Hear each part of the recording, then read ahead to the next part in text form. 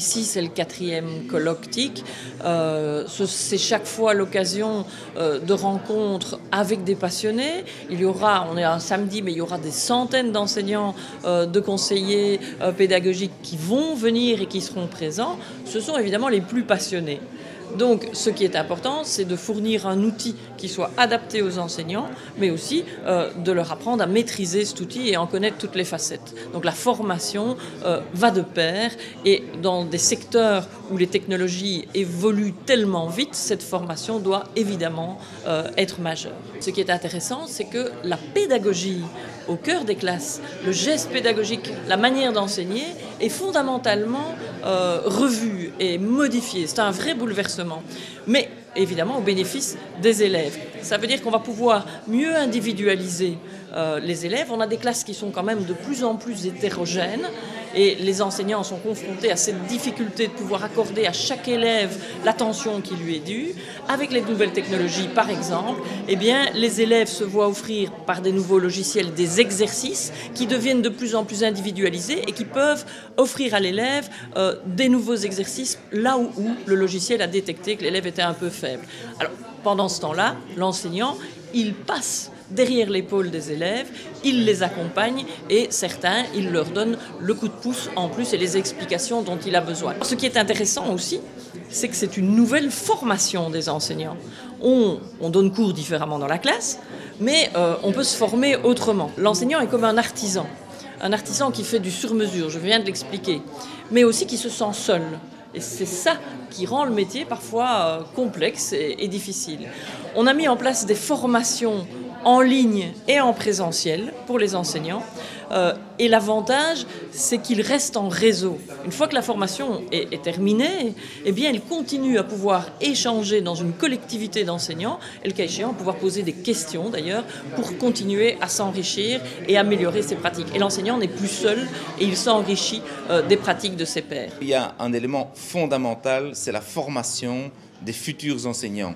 Il faut faire en sorte que chez eux aussi, et l'âge avançant, on a déjà maintenant des jeunes de la génération Y qui commencent leurs études supérieures, c'est de faire en sorte que ceux qui sont digital native soient réellement imprégnés des méthodologies d'enseignement sur la technologie de l'information. Comme je l'ai dit, ce n'est pas simplement une révolution technologique, c'est une révolution conceptuelle et ça c'est fondamental. Premier élément.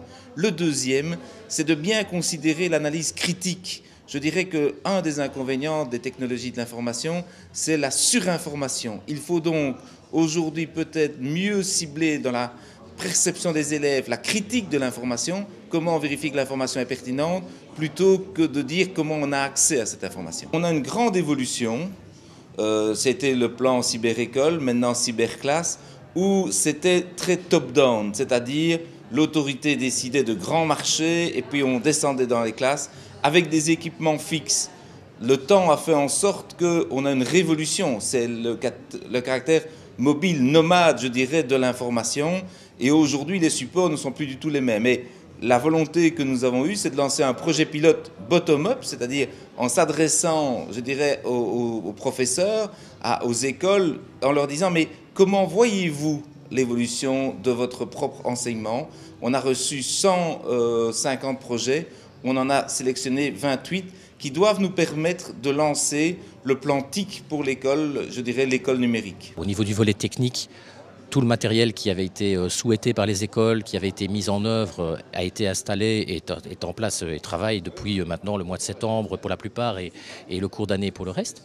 En termes de pédagogie, on est toujours en cours d'année, donc il y a encore beaucoup d'actions qui ont lieu, mais on peut déjà tirer un premier bilan qui est que là où les projets étaient bien ficelés dès le départ pédagogiquement, où il y avait vraiment une plus-value très clairement identifiée, ces projets ont bien démontré qu'il y avait un intérêt fort à la technique et à cette liaison avec la pédagogie. Les projets de mobilité sont très tendance pour le moment, enfin sont très buzz, on va dire. Donc oui, ça a fait son petit bonhomme de chemin. On a pu prouver que ces technologies avaient une place dans l'école, n'étaient pas simplement là pour faire de la consommation, qu'on pouvait aussi produire avec.